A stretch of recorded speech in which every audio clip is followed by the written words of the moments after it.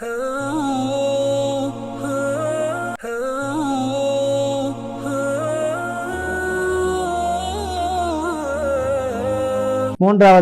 மஸ்ஜிதுல் அக்ஸா பைத்துல் மக்தூஸ் குத்பா ஷேக் முஹம்மது ஹுசைன் ஹபீதுல்லாஹ் அவர்கள் சில அமானிதங்களுடைய வகைகள், அமானிதங்களை பற்றிய தலைப்பை தேர்ந்தெடுத்து ஹம்து ஸலவாத் தக்வாவுடைய வசியத்துக்கு பின்னால், மோமின்களே, பஸ்தி மக்களே, அகிலத்தார்களே, மக்களே, நாங்கள் அல்லாஹ் சொல்கின்ற ஆயத்தை பாருங்கள். நாங்கள் அமானிதத்தை வானங்கள் பூமியில் ஒப்படைத்தோம், மலைகளிடம் ஒப்படைத்தோம், அவைகளை ஏற்க மறுத்தன, பயந்தன, அதை சுமப்பதற்கு பயந்தன, அந்த பொறுப்பை நிறைவேற்ற முடியுமோ தெரியாது என்று மனிதன் பொறுப்பேற்றான். நிச்சயமாக மனிதன் அநியாயக்காரனாகவும் அறிவெளியாகவும் சில விடயங்கள் அறியாமையில் செயல்படக்கூடிய ஹஸாப் 72 வசனம்.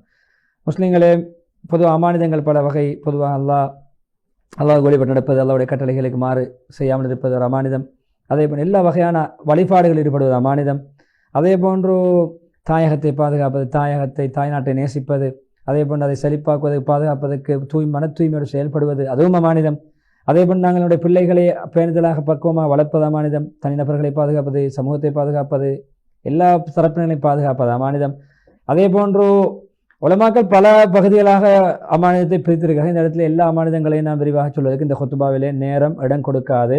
அதே நேரம் மிக முக்கியமான அமானிதங்கள், பிரபலியமான அமானிதங்கள், முஸ்லீம்களுடைய இரத்தங்களை நாம் பாதுகாப்பது, மானங்களை பாதுகாப்பது, சொத்துக்களையும் உடைமைகளையும் பொருட்களையும் வீடுகளையும் தங்குமிடங்களையும் பாதுகாப்பது. பொதுவாக முஸ்தபா ஸல்லல்லாஹு அலைஹி வஸல்லம் சொல்கிறார்கள், மூமின்கள் எப்பொழுதுமே ஒருவருக்கொருவர் அவர்களை இன்னும் சாருடைய இரத்தங்கள் உயிர்களை பாதுகாக்கப்பட வேண்டியவர்கள்.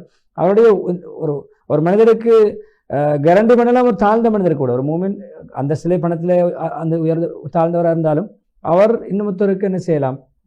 அடைக்கலம் கொடுக்கலாம், பொறுப்பு கொடுக்கலாம், தன்னுடைய பொறுப்பில் ஒருவரை பொறுப்பேற்கலாம். அவர்கள் ஏனையவர்கள் முஸ்லீம் அல்லாதவர்களுக்கு எதிராக ஒற்றுமையோடு செயல்பட வேண்டிய ஒரு பலம் வாய்ந்தவர்கள் என்று சொல்லி பொதுவாக அந்த சமூக ஒற்றுமையுடைய அந்த அமானிதத்தை அந்த ஹதீஸினூடாக விளங்கப்படுத்திவிட்டு, முஸ்லீம்களை பொதுவாக இந்த பலஸ்தீன் பூமி இதை பாதுகாப்பது ஒரு தனி அமானிதம், மிக மிக முக்கியமான ஒரு அமானிதம், கட்டாயமான அமானிதம்.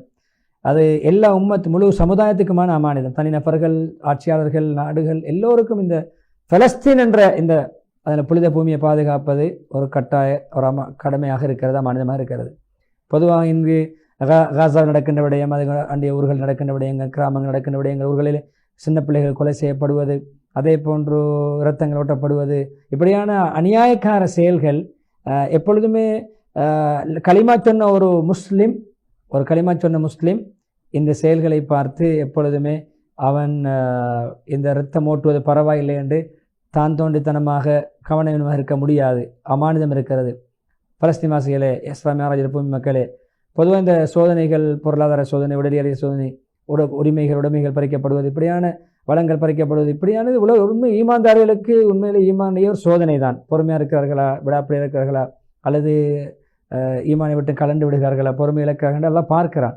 எப்பொழுதுமே சஹாபாக்களுக்கும் வந்தது.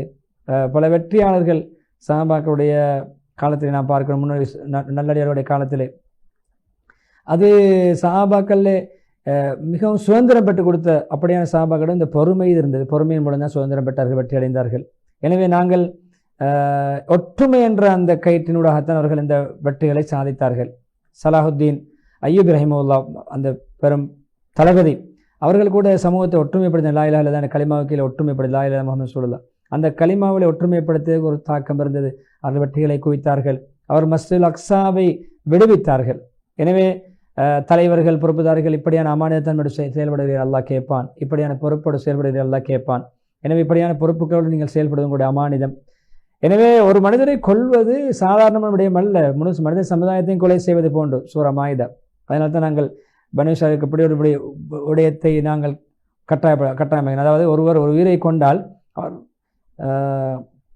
பூமியிலே ஒரு குழப்பத்தை ஏற்படுத்தினார். அன்னமங்கதனமா கத்தரநாச ஜமியா, முழு மனித சமுதாயத்தையும் கொண்டதுக்கு ஈடானது ஒரு கொலை என்று அவ்வளோ பாரதூரமானது அந்த கொலை. மாயிதா 32வது வசனம். எனவே ஆயிரக்கணக்கான நூற்றுக்கணக்கான மக்களை கொலை செய்வது, ஷஹீதாக்குவது, இப்படியான விடயங்களில் செய்வது எவ்வளவு பெரிய நாசகார செயலாக இருக்கும் என்று சொல்லி இந்த கண்ணியமான உயிர்த்தியாயுடைய ரூஹெல்லாம் மேலோங்கும். அல்லாவிடத்தில் முறையிடும். இந்த அநியாயம் எனக்கு நடந்தது. சின்ன பிள்ளை முறையிடும், பெண்கள் முறையிடுவார்கள், வயதுவர்கள் முறையிடுவார்கள். இந்த பெண்கள், சிறுவர்கள், வயதுவர்கள் உட்பட இந்த முஸ்லீம்களுக்கு நடந்த அநியாயங்களை முறையிடும் பொழுது அவர்களை பற்றி நம்மிடம் கேட்கும் பொழுது நம்மிடத்தில் என்ன பதில் இருக்கிறது? இந்த அநியாயங்கள் நிறைந்த உலகத்தை பற்றி அந்த ரூஹுகள் எல்லாம் அல்லாவிட முறையிடும். அதுக்கு மௌனம் காத்து அதை ஆமோதித்து அதை கண்ணும் காணாது கொண்டு இருந்தால் அல்லாவிடம் என்ன பதில் சொல்ல போகிறோம் என்று கேட்டுவிட்டு, பொறுப்புதாரிகளே, எப்போதும் முஸ்லீம்களே, போராளிகளே, நீங்கள் எப்பொழுதுமே சிறுவர்களுடைய, பெண்களுடைய, எங்களுடைய கிளை ஊரை சேர்ந்த நாட்டை சேர்ந்த மக்களுடைய இரத்தங்கள் ஓட்டப்படுவதை பற்றி நீங்கள் பொறுப்பு உங்களோட பாதுகாக்கின்ற பொறுப்பு உங்களோட படைக்கப்பட்டிருக்கு. உங்களோட முயற்சிகள் ஆட்சியாளர்கள், குடிமக்கள், நாடுகள் எல்லோருக்கும் அந்த பொறுப்பு படைக்கப்பட்டிருக்கிறது.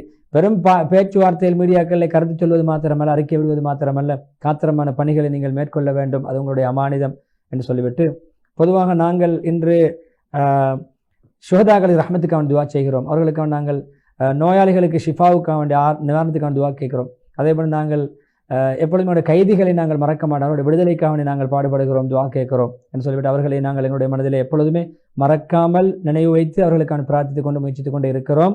அவர்களுக்காக நாங்கள் எப்பொழுதும் அல்லாஹ்விடம் மன்றாடி கொண்டிருக்கோம் என்று சொல்லிவிட்டு, முதலாவது குத்துபாவின் இறுதிக்கட்டத்திலே பொதுவாக கேட்கப்படுகின்ற அமானிதங்கள் ஒன்று தான் ஊரை, நாட்டை, முஸ்லீம்களுடைய இடங்களை பாதுகாப்பது. அந்த அமானிதம் ஒவ்வொருடம் கேட்கப்படும். எனவே மஸ்ஜிதுல் அக்ஸா இருக்கின்ற இந்த பூமி, மஸ்ஜிதுல் அக்ஸா இருக்கின்ற புனித பூமிகளில் மூன்றில் ஒரு பூமி.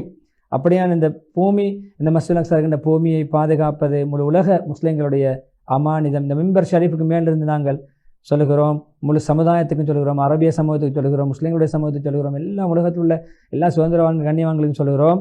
இந்த பலஸ்தீன் மக்கள் உறுதியாக இருக்கிறார்கள், அதில் நிலையாக இருக்கிறார்கள், மஸ்ஜிதுல் அக்ஸாவை பாதுகாப்போம், விட்டுக் கொடுக்க மாட்டோம் என்பதை நாங்கள் ஆணித்தரமாக அதை நாங்கள் சொல்லிக்கொள்ள விளைகிறோம். எனவே இது அமானிதம், அதை பற்றி கேட்கப்படும்.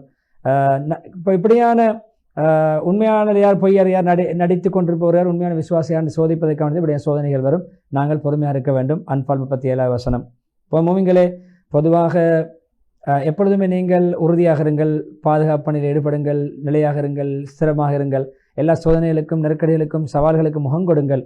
அது உண்மையிலே முஹம்மது ஸல்லல்லாஹு அலைஹி வஸல்லம் அவர்கள் இஸ்ரா மிஅராஜ் மேற்கொண்ட அந்த இஸ்ராவுடைய பயணத்திலே வந்த இப்படியான புனித பூமி, அப்படியான புனித பூமியை பாதுகாக்கின்ற பொறுப்பு உங்களுக்கு கிடைத்திருப்பது பெரும் பாக்கியம். மேலே நீங்கள் நிலையாக இருங்கள் என்று சொல்லி அவர்களை தைரியம் ஊட்டிவிட்டு, இந்த ஊர்களை, தாயங்களை, நகர்களை பாதுகாப்பது எல்லோருடைய பொறுப்பு மீண்டும் சொல்லி அந்த ஹதீஸை ஞாபகப்படுத்தி, 2 கண்களை நரக நெருப்பு தீண்டாது, அல்லாஹ்வுடைய அச்சத்தை அழுத கண், அல்லாஹ்வுடைய பாதையில் விழித்திருந்து இரவிலே பாதுகாப்பு செய்த கண், பாதுகாப்பு நடவடிக்கை ஈடுபட்ட மனிதனுடைய கண். எனவே இந்த நபர்கள் கண்ணுடையவர்கள் நரகம் போக மாட்டார்கள் என்று சொல்லி இஸ்திக்பார் செய்யுங்கள். இஸ்திக்பார் மூலம் உங்களுக்கு வெற்றி கிடைக்கும் என்று முதலாவது குத்பாவை முடித்துவிட்டு, 2வது குத்பாவில் வந்து ஸலவாத்தோடு பின்னால் மீண்டும் அதை விடுத்த மஸ்ஜிதுல் அக்ஸாவை பாதுகாக்கின்ற பொறுப்பை நீங்கள் எல்லோரும் எடுங்கள். எல்லோருடைய அமானிதம்.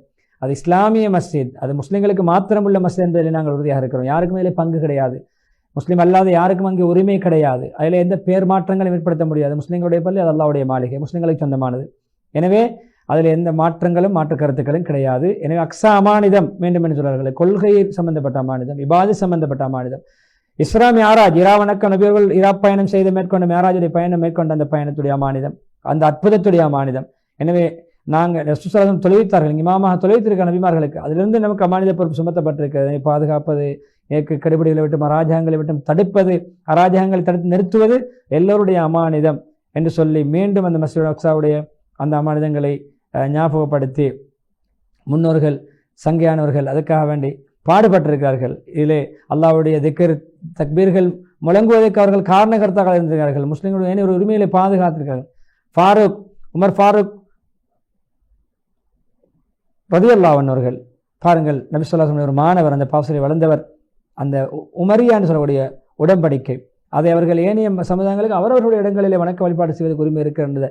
அந்த உறுதிப்பத்திரத்தை எழுதிய அந்த பிரபலியமான ஒரு உறுதிப்பத்திரம் வரலாற்றில் இருக்கிறது. எனவே மஸ்ஜிதுல் அக்ஸாவுக்குள்ளே வந்து அவர்கள் உரிமை கொண்டாட விடவில்லை, அவர்களுடைய இடங்களில் அவர்களுக்கு உரிமையை கொடுத்தார்கள். மஸ்ஜிதுல் அக்ஸா பொதுவாக எங்கள் அனைவருடைய மஸ்ஜித், முஸ்லிம்களுடைய மஸ்ஜித், இதனை பாதுகாப்பது, அதை பேணுவது, அதிலிருந்து ஆபத்துக்களை விட்டும் தடுத்து நிறுத்துவது எல்லோருடைய கடமை என்று சொல்லி, மஸ்ஜிதுல் அக்ஸா எப்பொழுதுமே இந்த அராஜகர்களை விட்டும் விடுவிக்கப்பட வேண்டும், இந்த அநியாயக்காரர்களை விட்டும் விடுவிக்கப்பட வேண்டும், சுதந்திரம் பெற வேண்டும், அதுக்காக நாங்கள் ஒவ்வொருவரும் முழுமூச்சாக ஈடுபட வேண்டும் என்று சொல்லி, இறுதியாக இந்த அமானிதங்கள் நாங்கள் பாதுகாப்பது மீது கடமை. ஏனைய அமானிதங்களையும் பூமியிலே பாதுகாக்கணும். புனித பூமி சம்பந்தப்பட்ட அமானிதங்களை குறிப்பாக நாங்கள் பாதுகாக்கணும். தனிநபர்களுடைய இந்த ஊர் மக்களுடைய எல்லா தனிநபருடைய உரிமைகளையும் பாதுகாப்பது அமானிதம். அந்த பொறுப்பும் யார் யாருக்கெல்லாம் இந்த உம்மத்திலே பொறுப்புகள் ஒப்படைக்கப்படும் அதிகாரங்கள் இருக்கணும், எல்லோருடைய பொறுப்பு, எல்லோரிடமும் கேள்வி கணக்கு அதை பற்றி கேட்கப்படும். அல்லாஹ் யார் தரக்குறைத்து செய்வார்களோ அவர்களிடத்தில் கேள்வி கணக்கு இருக்கிறது. யார் அதை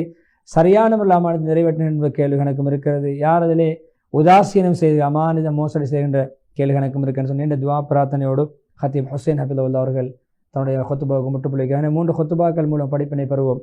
மக்கா முக்கரமுடைய கொத்துபா வழக்கு மாறிக்கொண்டு ஈமான் வழக்கமுடைய கண்ணியங்கள் பொறுப்புகள் அவருடைய பணிகள். அதேபோல் 2வது கொத்துபா ஆயுள் தானாக கழியவிடக்கூடாது, நாம் திட்டமிட்டு ஆயுள்களை கழிக்க வேண்டும், வாழ்க்கையை பயன்படுத்த வேண்டும், இலக்குகளை நிர்ணயிக்க வேண்டும், லட்சியங்களை நாம் கீறிக்கொள்ள வேண்டும், நமக்கென்று அடைவுகளை சாதனைகளை திட்டமிட்டு தயாரித்து அதை அடைய முயற்சிக்க வேண்டும் என்று திட்டமிட்டு ஒரு புத்திசாலி வாழ்க்கை அமைப்பார் என்ற தலைப்பிலே வாழ்க்கையின் மூலம் படிப்பினை பெறுவோம். அதேபோல் 3வது அமானித பொறுப்புகள் சிலவற்றை கூறினார். எனவே வாழ்க்கையில் என்னென்ன விடயங்கள் யார் யாருக்கு தேவை எடுத்து நடப்போம். எனவே நேர்ச்சி தாரிப்பின் ரிஸ்வான் தொழில்நுட்பத்தின் நண்பர் ஷர்பானுக்கு நன்றி செலுத்தியவனாக நேர்கள் உங்களுக்கும் அல்லாஹ் ரஹ்மத்தும் பரக்கத்தும் செய்வான். இந்த ரபீஉல் அவ்வல் மாதத்தின் வசந்த காலத்தில் வசந்தமுள்ளவர்களாக செழிப்பானவர்களாக முஹம்மது ஸல்லல்லாஹு அலைஹி வஸல்லம் உண்மையான அன்பை உள்ளத்திலே பதித்தவர்களாக முஹம்மது ஸல்லல்லாஹு அலைஹி வஸல்லம் ஷஃபாஅத்துக்கு தகுதியான வாழ்க்கை வாழ்ந்து நம்முடைய வாழ்க்கை இறுதி முடிவை அமைத்துக் கொள்வதற்கு அல்லாஹ் தௌஃபீக் செய்வானாக. வ ஆகிரு தாவான் அல்ஹம்துலில்லாஹி ரப்பில் ஆலமீன். வஸ்ஸலாமு அலைக்கும் வரஹ்மத்துல்லாஹி வபரகாத்துஹு.